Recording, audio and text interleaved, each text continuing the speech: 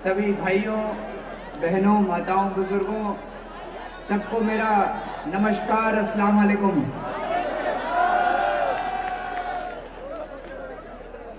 दोस्तों, आप लोगों ने, दिल्ली की जनता ने 67 सीट देकर, भारी बहुमत देकर आम आदमी पार्टी की सरकार दिल्ली के अंदर बनाई। जब से सरकार बनी, मेरे पास बहुत सारे लोग आया करते थे, बोले जी हमारे इलाके में आओ, आपका स्वागत करना है। मैं सबको कहा करता था जी अभी 2-3 महीने में दफ्तर से नहीं निकलूंगा। जितना बड़ा दिल्ली की जनता ने हमारे ऊपर विश्वास किया है, अब हमको रात दिन मेहनत करके दिल्ली की जनता के उस विश्वास को पूरा करना है। पहले काम करेंगे, नहीं तो जितनी बड़ा बहुमत दिल्ली की जनता ने दिया है, दिल्ली की जनता नाराज हो जाएगी। तो 2 महीने के बाद कल मैं पहली बार किसानों की रैली में गया था और आज दूसरी बार मैं करावल नगर श्री राम कॉलोनी में आपके बीच में आया हूं, आपका धन्यवाद देने के लिए कि आप लोगों ने इतना भारी बहुमत दिया, आप लोगों को बताने के लिए कि इन 2 महीनों में हमने क्या क्या काम किए, और आज आप लोगों को यह भी बताने के लिए कि जिस हथौड़े से और जिस बुलडोजर से अभी तक आप लोग डरा करते थे, अभी एक भाई साहब ने बताया कि आपके पिछले विधायक आपको धमकी दिया करते थे, बुलडोजर चलवा दूंगा, डिमोलिशन करवा दूंगा, और आप डर के मारे उनको वोट दे दिया करते थे। आज मैं घोषणा करने जा रहा हूं कि दिल्ली की सारी अनधिकृत कॉलोनियों को हम पक्का करने जा रहे हैं, और उसका पूरा जो खाका हम लोगों ने बनाया है, वो खाका आज मैं आप लोगों के सामने रखने जा रहा हूं। जब से हम लोग जीत के आए हैं दोस्तों, 24 घंटे हम दिल्ली की जनता के भले के बारे में सोचते रहते हैं, रात दिन मेहनत करते रहते हैं, रात को 10-10 बजे तक सेक्रेटेरिएट में काम करते रहते हैं। कई वादे पूरे किए हम लोगों ने। हमारा सबसे बड़ा वादा था कि सरकार बनेगी तो दिल्ली में बिजली के बिल आधे कर देंगे। बिजली के बिल आ गए आप लोगों के? जिसके बिजली के बिल आधे आए हैं वो हाथ खड़ा करें जरा से। ये कैमरे वाले थोड़ा कैमरा घुमा लें और दिखा दें भाई इतने सारे लोगों के बिजली के बिल आधे आ गए। ये कैमरे नहीं घुमाएंगे।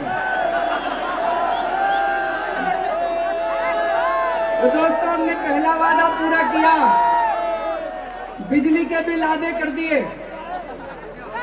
हमने कहा था पानी मुफ्त करेंगे। हमने हर परिवार के लिए हर महीने 20-20 हजार लीटर पानी मुफ्त कर दिया है। इन 2 महीनों के अंदर कई हजार ई रिक्शे वालों को लाइसेंस दिए गए। अभी जैसे गोपाल भाई ने बताया था, पहले ये कानून था कि अगर कोई भी ऑटो वाला अपने ऑटो का लाइसेंस रिन्यू कराने जाता था, उसको कहते थे 8वीं क्लास का सर्टिफिकेट दिखा। अब बेचारा 8वीं क्लास का सर्टिफिकेट कहां से लाए? 50 साल उम्र हो गई, 8वीं क्लास करी थी जब वो 14 साल का था। पैसे दे देता था तो पास कर देते थे, पैसे नहीं देता था तो 8वीं क्लास का सर्टिफिकेट तो किसी के पास नहीं था। अब हमने कानून ही बदल दिया, अब 8वीं क्लास का सर्टिफिकेट नहीं मांगते, बिना 8वीं क्लास के सर्टिफिकेट के सबके लाइसेंस नहीं आ जाते। हमने कहा था भ्रष्टाचार दूर करेंगे। हमने भ्रष्टाचार की हेल्पलाइन शुरू कर दी है। अब अगर दिल्ली में कोई पैसे मांगे आपसे, मना मत करना, जेब में हाथ डालना। जब वो पैसे मांग रहा है उसकी रिकॉर्डिंग कर लेना, माता जी करके दिखा रही हैं, उसकी रिकॉर्डिंग कर लेना और वो रिकॉर्डिंग मेरे को लाके दे देना, उस अफसर को जेल भेज देंगे। वैसे कई लोग मेरे को मिल रहे हैं, वो बता रहे हैं जी रिकॉर्डिंग करने की जरूरत नहीं पड़ रही, कोई अफसर काम नहीं करता तो कहते हैं काम कर दे, नहीं तो मोबाइल फोन निकाल रहा हूं अभी। और अफसर यूं ही काम कर देते हैं, कहते ना मोबाइल फोन ना निकाल, तेरा काम कर देता हूं। तो मोबाइल फोन आपका सबसे बड़ा हथियार बन गया, लोगों के काम होने लग गए, बिना रिश्वत के मोबाइल फोन से ही काम होने लग गए।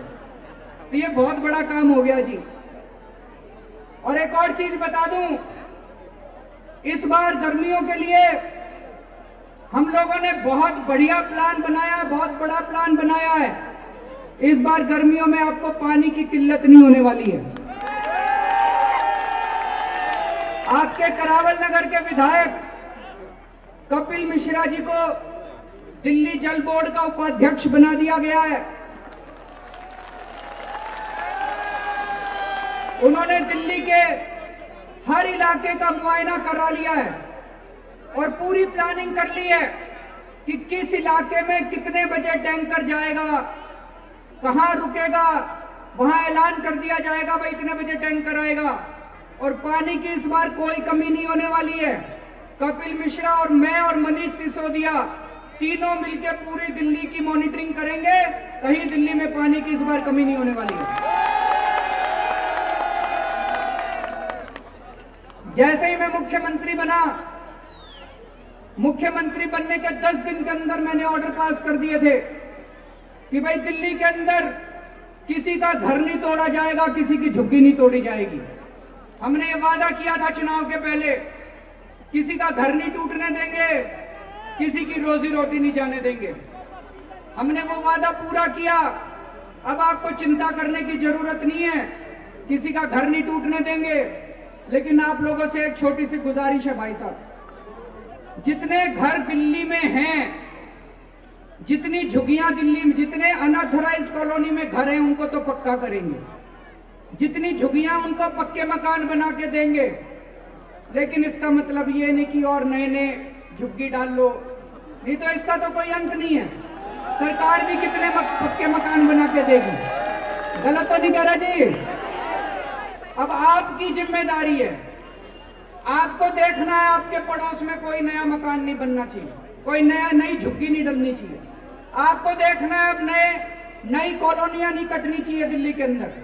जितना हो गया इसको ठीक करेंगे, इसको रेगुलराइज करेंगे, पक्के मकान बना के देंगे। लेकिन अगर ये चलता रहा तो सारी दिल्ली खत्म हो जाएगी, फिर आपके बच्चों के लिए भी कुछ नहीं बचेगा, मेरे बच्चों के लिए भी। अभी तक अनऑथराइज्ड कॉलोनीज के साथ राजनीति की गई थी। हर चुनाव के पहले इन पार्टियों को, इन नेताओं को अनऑथराइज्ड कॉलोनी की याद आती थी। याद करो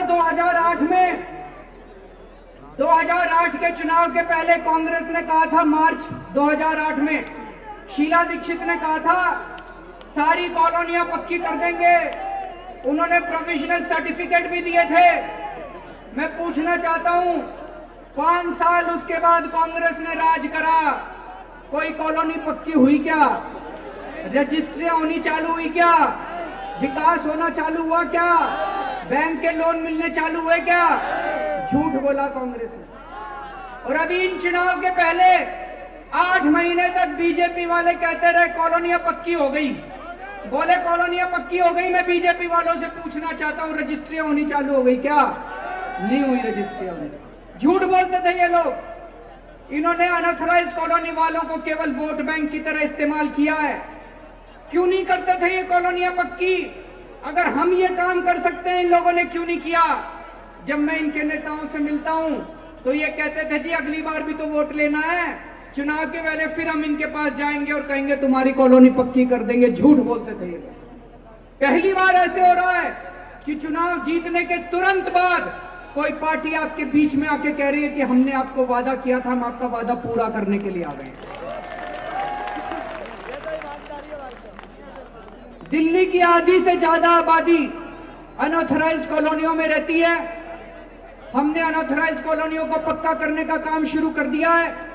अभी 4 कॉलोनियों में नक्शे बनने चालू हो गए हैं। इन 4 कॉलोनियों के नक्शे 1 हफ्ते में बनके तैयार हो जाएंगे। उसके बाद 895 कॉलोनियां 1 साल के अंदर उन 895 कॉलोनियों के नक्शे बनके भी तैयार हो जाएंगे। जिस जिस कॉलोनी के नक्शे बनते जाएंगे उन कॉलोनियों में हम रजिस्ट्रियां खोलते जाएंगे। आप अपने मकानों की रजिस्ट्रियां करा सकते हो। उसके बाद दूसरी चीज, इन कॉलोनियों के अंदर 6 सुविधाओं के ऊपर हम लोगों ने काम करना शुरू कर दिया है। पानी, सीवर, नालियां, सड़क, स्ट्रीट लाइट्स और साफ सफाई। इन 6 चीजों का सारी अनऑथराइज्ड कॉलोनीज का मुआयना कराया जा रहा है और पूरा खाका तैयार किया जा रहा है कि इन अनऑथराइज्ड कॉलोनीज के अंदर किस तरह से ये 6 विकास की सुविधाएं आप लोगों को मुहैया कराई जाएं। इन 895 के अलावा जो दूसरी कॉलोनियां बची हैं उनका भी एक एक करके मुआयना कराया जाएगा कि उनमें से किस किस कॉलोनी को पक्का किया जा सकता है। उनका भी काम साथ साथ शुरू हो रहा है। लेकिन इन कॉलोनियों में विकास करने के लिए बहुत पैसा चाहिए होगा। दिल्ली हमारे देश की राजधानी है, इसकी विकास करने की जिम्मेदारी सबके ऊपर है, सभी पार्टियों के ऊपर है। जितनी जिम्मेदारी दिल्ली सरकार की है उतनी जिम्मेदारी केंद्र सरकार की भी है। हम केंद्र सरकार के पास भी जाएंगे पैसे लेने के लिए। आप लोगों की जानकारी के लिए बता दूं, दिल्ली वाले केंद्र सरकार को हर साल 65,000 करोड़ रुपए का टैक्स देते हैं। हम केंद्र सरकार को 65,000 करोड़ रुपए का इनकम टैक्स देते हैं। उसमें से केंद्र सरकार हमको वापस केवल 325 करोड़ रुपए देती है भाई। ये तो अभी जब मैं मुख्यमंत्री बना तब पता चला। कई लोग ये सोचते हैं भाई केंद्र सरकार हमको पैसा देती है। केंद्र सरकार कोई पैसा नहीं देती, दिल्ली वाले कमा कमा के केंद्र सरकार को देते हैं। तो हम केंद्र सरकार को कहेंगे भाई 65,000 करोड़ रुपया हर साल हम कमा के देते हैं तुमको, तुम 325 करोड़ रुपए देते हो, उसमें से कम 10,000 करोड़ रुपए तो दे दो हमको हर साल। अगर इन्होंने 10,000 करोड़ रुपए दे दिए, ये सारे हम अनऑथराइज्ड कॉलोनी में लगा देंगे, आप लोगों की सुविधाएं कर देंगे हम। इसके लिए भी लड़ेंगे, केंद्र सरकार से भी मुद्दा उठाएंगे। और एक बात, हर साल गर्मी की सीजन में गर्मियों के अंदर बड़ी महंगाई हो जाती है, सब्जियां बड़ी महंगी हो जाती है, होती है कि नहीं होती? इस बार यहां पे बहुत सारी महिलाएं बैठी हैं। आलू और प्याज के लिए हमने एक नई योजना बनाई है, हफ्ते भर के अंदर उसकी घोषणा करेंगे। पूरे देश में पहली बार इस तरह का एक्सपेरिमेंट किया जा रहा है। अगर हमारी ये स्कीम सफल हो गई और ऊपर वाला तो साथ है हमारे, इस बार गर्मी के महीने में, गर्मियों के सीजन में आलू प्याज महंगा नहीं होने देंगे हम लोग। तो दोस्तों, जैसा मैंने कहा 24 घंटे काम कर रहे हैं हम लोग, 24 घंटे रात दिन हम लोग काम कर रहे हैं। आप लोगों का प्यार, आप लोगों की मोहब्बत, आप लोगों का साथ हमेशा मिलता रहा है। आप लोग अगर इसी तरह से साथ देते रहेंगे, मुझे पूरा यकीन है कि 5 साल के अंदर हम लोग दिल्ली को एक बहुत ही अच्छा शहर बना देंगे।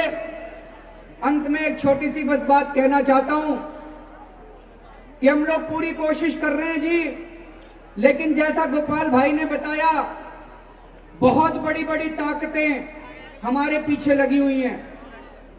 हमारे को फेल करने में, हमारे को बदनाम करने में बहुत बड़ी बड़ी ताकतें लगी हुई हैं। तो रोज जब आप टीवी देखो और इन टीवी वालों को हमें बदनाम करते हुए देखो तो इन पे यकीन मत करना।